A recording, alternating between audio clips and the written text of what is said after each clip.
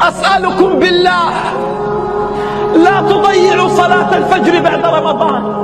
أسألكم بالله لا تقطعوا بيوت الله بعد رمضان. أسألكم بالله ألا تضيعوا تكبيرة الإحرام بعد رمضان.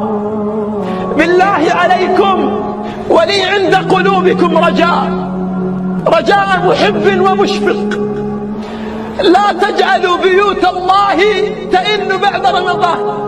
والله إن بيوت الله تستأنس بكم، والله إنها لتقف حزينة على فراقكم إن فارقتموها. إن المحب إذا حب حبيبا لا يفارقه.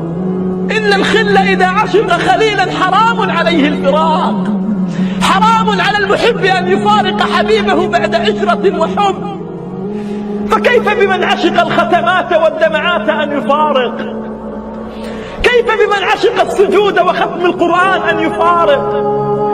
يا أحباب، مثل هذه الليلة لن تعود العام المقبل إلا على الأحياء. والله لا ندري أنكون منهم أم لا، أم نكون من عداد المهاجرين والراحلين إلى الله.